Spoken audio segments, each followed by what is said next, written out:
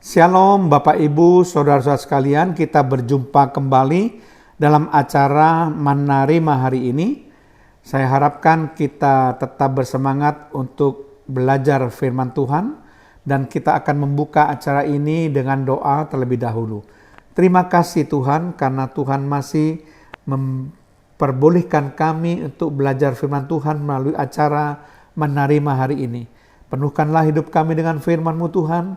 Biar firman-Mu jadi pedoman dalam kehidupan kami, penuntun dalam kehidupan kami, menjadi terang bagi jalan kami Tuhan. Pelita bagi kaki kami. Terpujilah nama-Mu, dalam nama Tuhan Yesus Kristus kami melepaskan doa kami dan mengucap syukur. Haleluya. Amin. Shalom Bapak Ibu, Saudara-saudara sekalian. Topik yang akan kita bahas kali ini dalam acara Manna Rema hari ini adalah ketidakpuasan menghasilkan kesengsaraan. Ketidakpuasan menghasilkan kesengsaraan. Nah, Bapak, Ibu, Saudara sekalian, seringkali manusia itu merasa tidak puas atas segala hal yang diperolehnya. Selalu saja merasa kurang, selalu saja ingin mendapatkan lebih, Saudara. Nah, rasa ketidakpuasan ini bisa mendatangkan kesengsaraan. Menarik sekali ketika saya membaca bagaimana kisah sebuah cerita yang diceritakan oleh T.H. Spurgeon. T.H. Spurgeon menceritakan sebuah kisah yang sangat menarik yang dia beri judul Sofa Baru Menghasilkan Kesengsaraan. Sofa baru menghasilkan kesengsaraan. Saya menjadi tertarik apa maksudnya dari cerita atau kisah yang diceritakan oleh T.H. Spurgeon. Lalu T.H. Spurgeon menjelaskan, pada suatu hari ada seorang mendapatkan kiriman sebuah sofa yang baru yang sangat cantik dan sangat bagus sekali. Kemudian orang tersebut menaruh sofa baru itu di ruang tamu. Setelah sofa baru itu ditaruh di ruang tamu, dia melihat bahwa meja kursi di ruang tamu tidak serasi dengan sofa baru yang begitu cantik. Maka ia memutuskan untuk mengganti meja dan kursi di ruang tamu. Jadi dia harus membeli kursi yang baru dan meja yang baru. Kemudian setelah meja dan kursi sudah diganti yang baru dan menjadi serasi dengan sofa yang baru tersebut, lalu dia melihat bahwa gorden di jendela pun tidak serasi dengan seperangkat sofa baru dengan meja kursi yang baru.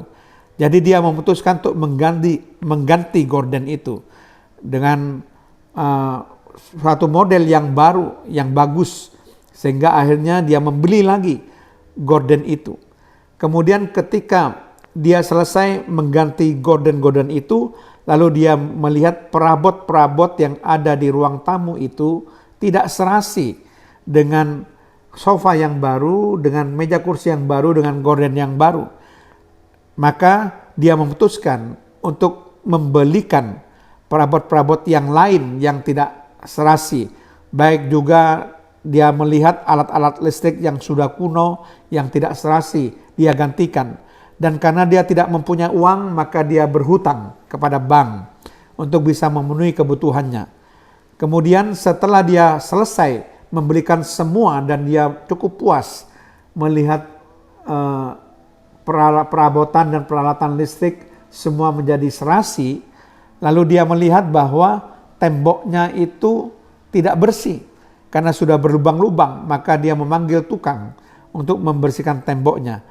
Pada akhir cerita, semuanya sudah diperbaiki dan orang tersebut mempunyai hutang di bank. Dan hutang ini berbunga, saudara. Dan dia tidak sanggup bayar sehingga dia hidup dan dililit hutang dan membawakan kesengsaraan dalam hidupnya. Hanya gara-gara sebuah sofa yang baru, itu menghasilkan kesengsaraan dalam hidup orang ini. Kenapa bisa demikian? Karena orang ini merasa tidak puas. Ketika sofa baru itu ada, dia melihat meja kursi yang berdampingan dengan sofa baru itu kurang bagus, dia merasa tidak puas, dia mencari yang bagus. lalu dia merasa gordennya kurang bagus, lalu dia merasa perabot-perabot yang lain kurang bagus, alat-alat listrik terlalu kuno, lalu dia merasa temboknya itu perlu diperbaiki supaya indah dan sebagainya. Akhirnya dia terlilit hutang dan tidak bisa membayar dan dia menderita sengsara. Nah, Bapak Ibu Saudara sekalian, sifat manusia itu selalu tidak merasa puas. Firman Tuhan menjanjikan suatu sikap yang seharusnya kita miliki. Ibrani 13 ayat 5 bagian A dikatakan, "Janganlah kamu menjadi hamba uang, dan cukupkanlah dirimu dengan apa yang ada padamu." Perhatikan kata-kata cukupkanlah dirimu dengan apa yang ada padamu. Jadi kita harus hidup berpada sesuai dengan hidup kemampuan kita. Jangan dipaksakan sehingga akhirnya kita berhutang dan hutang itu akan membawa kesengsaraan di dalam hidup kita. Demikian juga di dalam Pengkhotbah pasal 5 ayat yang ke-9 dikatakan, "Siapa mencintai uang tidak akan puas dengan uang. Siapa mencintai kekayaan tidak akan puas dengan penghasilannya. Ini pun sia-sia." Inilah sifat manusia, sifat yang tidak akan pernah puas. Di berapapun uang dia merasa tidak puas, selalu kurang. Sekalipun uangnya itu mungkin dalam jumlah yang cukup banyak, tapi juga selalu merasa kurang. Nah, firman Tuhan mengatakan orang yang merasa tidak puas itu seperti dunia orang mati yang selalu tidak pernah puas. Berapapun orang yang mati, maka dunia orang mati akan menampungnya, saudara. Seperti yang dikatakan Amsal 27 ayat 20, dunia orang mati dan kebinasaan tidak akan puas. Demikianlah mata manusia tidak akan puas. Jadi firman Tuhan sudah mengakui bahwa mata manusia tidak akan pernah puas. Mari kita memperbaiki gaya hidup kita. Coba bersyukur dengan apa yang ada, hidup berpada dengan apa yang ada sesuai kemampuan kita. Jangan memaksakan diri. Hiduplah sesuai dengan kemampuan kita dan berkat Tuhan yang Tuhan berikan. Amin. Mari kita berdoa. Terima kasih Tuhan, hamba-Mu sudah menyampaikan kebenaran firman-Mu. Biar firman-Mu ini menjadi pedoman dalam kehidupan kami untuk kami berjalan di dalam kebenaran dan kami hidup benar di hadapan Tuhan. Terpujilah nama-Mu dalam nama Tuhan Yesus Kristus. Haleluya. Amin.